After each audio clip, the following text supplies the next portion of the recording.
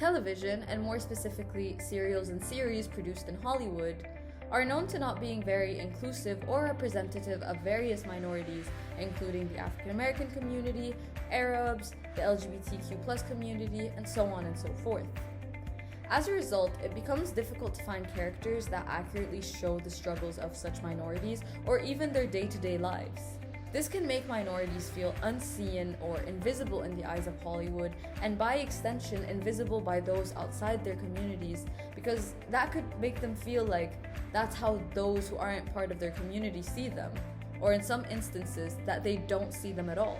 Even when there are characters that represent a minority, there's often a disconnect between the character and the actual minority group, since they don't accurately show their struggles, their day-to-day lives. Their character isn't really well developed in terms of the history or the bond that such a community has with themselves and amongst each other.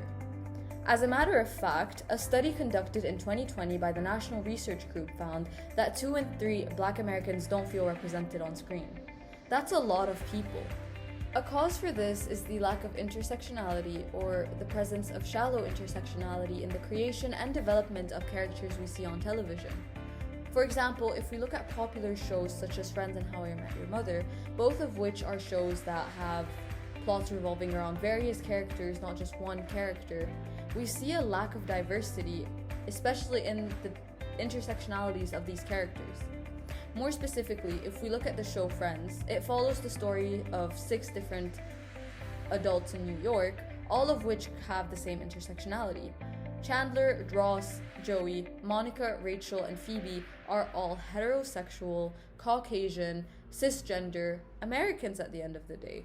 This lack of intersectionality results in a lack of diversity in television. And at the end of the day, if minorities do not see themselves on television, then how are they supposed to feel seen and represented by others? Well, in this video essay, I want to explore with you a serial that does in fact have good representation through their use of intersectionality, that show being How to Get Away with Murder. I will be focusing on 2 main questions throughout the essay in order to prove my point. Those questions being, 1, how does race and gender intersect in How to Get Away with Murder to challenge stereotypes about a female character? And 2, how can the adaptation of such serials influence the audience, more specifically, young women in contemporary society? By answering these questions, I hope to raise awareness to the importance of representation on television, especially its importance for young and impressionable audiences. Additionally, by analyzing the intersectionality of How to Get Away with Murder, I hope to create not a step-by-step guide, but to create sort of a general thought process to follow, especially for the directors and producers who seem to find it difficult to include proper diversity and representations in television and their shows. Firstly, what is How to Get Away with Murder? Well, How to Get Away with Murder is an American television show, a legal thriller to be exact, that first aired in 2014 and ended in 2020 with 6 seasons. But more specifically, throughout this video essay, I will be focusing on one specific character, that character being Annalise Keating. So who is she? Who I am is a 53-year-old woman from Memphis, Tennessee, named Anna Mae Harkness. I am ambitious, Black, bisexual, angry, sad, strong, sensitive, scared, fierce, talented, exhausted.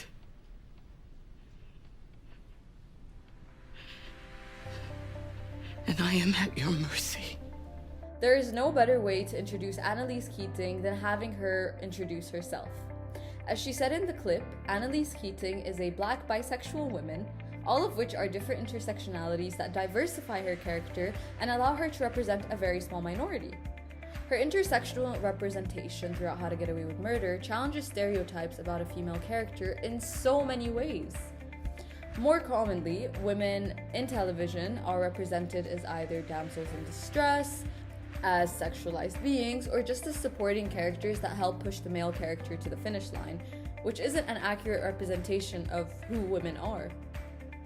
Additionally, members of the LGBTQ+ community are often represented as being fragile or frail, and if they're a gay man, then they're seen as hyperfeminine, whereas if they're a queer female, they are seen as being man-hating and very masculine, and they use these descriptions as their only personality trait, which again is very shallow and not representative of who they are. Finally, African Americans, especially women in American television, are more times than not represented as domineering matrix or exotic sexual objects created by the perpetuated white man, which is also known as the Jezebel effect. So what I'm trying to get at, or in brief, is that a lot of times a character that is part of these intersectionalities would be sexualized, misrepresented, or presented in such a shallow way that does not show who they are as a person. It does not represent the community, and is also overshadowed by this pure idea of sexualization. That's not the case with Annalise Keating, though. As previously stated, she intersects several minorities, and those are Black, bisexual, and female, all of which are at a disadvantage in a patriarchal society that's dominated by cisgender white men. Despite that, she is not represented as a damsel in distress, which is a common trope in media, nor is she seen as being defeated or protected by a man. So for context, in this clip that I showed you, she was defending herself in court because she was accused of murder. But she is seen defending herself rather than having another lawyer or another attorney defend her, which emphasizes her strong character and her strong will to be able to protect herself in such a difficult time. So Keating in this clip, and throughout the show in general, but more specifically in this clip, is shown to be a very strong character because even when she's being tried for murder, she stands tall and strong, speaks for herself, and works to defend her name herself. This scene and show also breaks stereotypes in the way it represents Annalise because for once, the Black bi female protagonist stands alone. Black women are rarely represented as independent in television because they face the oppression of two minorities, being women and being Black, and in Annalise's case also being a member of the LGBTQ+ community. So it's like a triple burden. A lot of times in television, they are not situated independently in a position of power, but the producers of How to Get Away with Murder showed their audiences that it is possible to make it in a patriarchal society despite being a minority, which further breaks the stereotypes, and it also sets a great example for anyone watching and feels like they need a role model or someone to look up to. Another way the serial breaks stereotypes through Annalise's character is through the person they chose to cast for her. A lot of times when actors are cast, especially if they're Black actors, they're expected to be models, have some form of Eurocentric beauty standard features, because at the end of the day, they're there to be sexualized by the audiences. And again, this links back to the Jezebel effect, which I mentioned earlier. Yet, by casting Viola Davis, a woman that does not necessarily have Eurocentric beauty standards or beautiful features, or is not Eurocentrically beautiful, rather she has more African American features and is more authentic to that rather than being following more European beauty standards, the audience are better able to focus on her character and her accomplishments and how she is powerful and how she self-embraces herself, rather than focus on her by sexualizing her and viewing her in a more sexual lens, a more potentially misogynistic lens.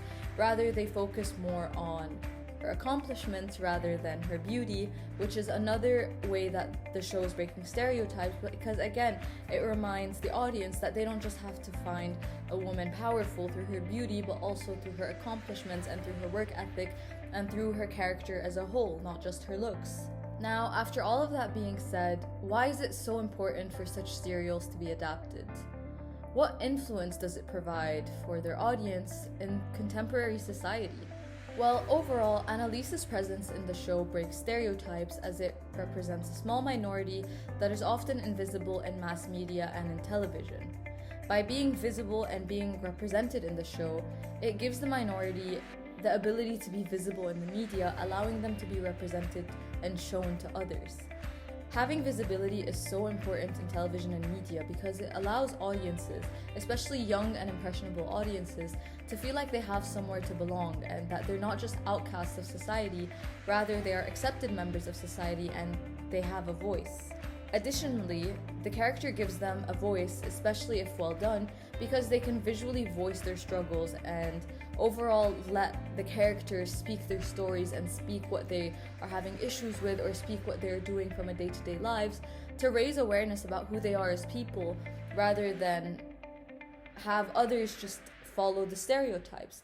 Again, breaking the stereotypes helps these people be seen for who they are, not for what the media presents them as. It lets them know that they're not alone, and it lets other people outside their community know that they are their own individual people and that they're not necessarily a stereotype. They're not just what TV makes them out to be, stereotypically.